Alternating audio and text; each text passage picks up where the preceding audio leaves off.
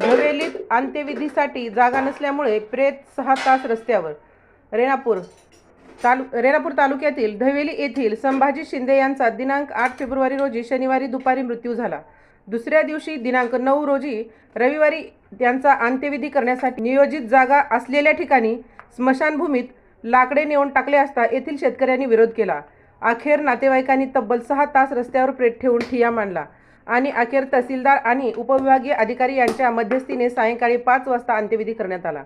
रेणापूर तालुक्यातील धवेली येथील लोकसंख्या जवळपास 4000 असून या गावात 18 पगड जाती धर्माचे लोक राहतात। याच गावात मातंग समाजाची लोकसंख्या जवळपास 2000च्या आसपास आहे।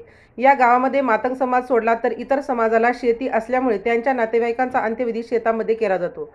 परंतु मातंग समाजाला शेती नसल्यामुळे धवेली जानवळ रस्त्यालगत स्मशानभूमीसाठी मसनवाटा अशी शासकीय दप्तरी नोंद असताना देखील या ठिकाणी स्मशानभूमीचा वाद गेल्या अनेक दिवसापासून रेंगाळला आहे। गेल्या अनेक दिवसापासून स्मशानभूमीची जागा नियोजित ठिकाणी असून ही गेल्या 3 वर्षापासून प्रशासनाकडे पाठपुरावा करावा लागतो।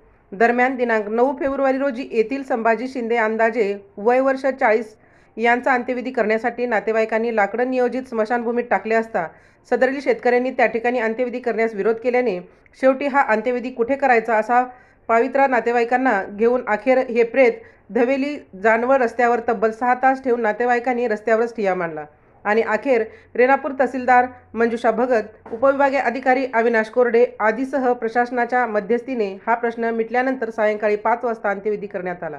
राजमंत्रसाठी सुधाकर फुले, लातूर।